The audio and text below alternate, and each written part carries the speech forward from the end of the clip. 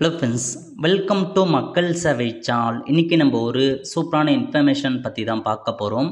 அதாவது தமிழக அரசு சார்பில் நடமாடும் கால்நடை மருத்துவ வசதியை கொண்டு வந்திருக்காங்க.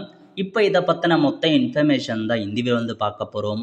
இந்த வீடியோ ஸ்கிப் பண்ணாமல் ஃபுல்லாக பாருங்கள். அது மட்டும் அல்ல, இந்த வீடியோ நிறைய பேருக்கு ஷேர் பண்ணுங்க. ஓகே, அதாவது தமிழ்நாடு அரசு கால்நடை பராமரிப்பு துறை இருக்க பாருங்க, அங்கேருந்து நடமாடும் கால்நடை மருத்துவ ஊர்தி கொண்டு வந்திருக்காங்க.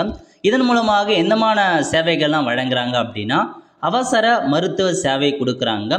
நோய் கண்டறிதல், தடுப்பூசி செலுத்துதல், கால்நடை சிகிச்சை, செயற்கை முறை கருவூட்டல், சினை பரிசோதனை, மரடு நீக்க சிகிச்சை, சிறு அறுவை சிகிச்சை, கால்நடை விவசாயிகளுக்கான விரிவாக்க நடவடிக்கை, இந்த மாதிரி பல்வேறு திட்டங்கள் உங்களுக்காக கொடுக்குறாங்க. ஸோ நடமாடும் கால்நடை மருத்துவ ஊர்தி பார்த்தா தொடங்கியிருக்காங்க.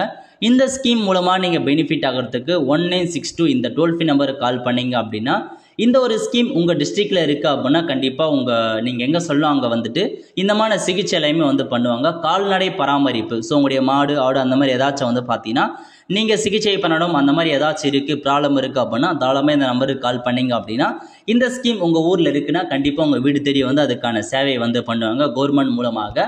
ஸோ நீங்கள் செக் பண்ணி பார்த்து தேவைப்படுறவங்க யூஸ் பண்ணிக்கோங்க. உங்கள் மாடுக்கு அந்த மாதிரி ஏதாச்சும் ப்ராப்ளம் இருக்குது, ஏதாச்சும் நீங்கள் பண்ணணும், சிகிச்சை ஏதாவது பண்ணணும், நீங்கள் தாராளமாக இது ஒரு ஆப்பர்ச்சுனிட்டி பயன்படுத்திக்கலாம்.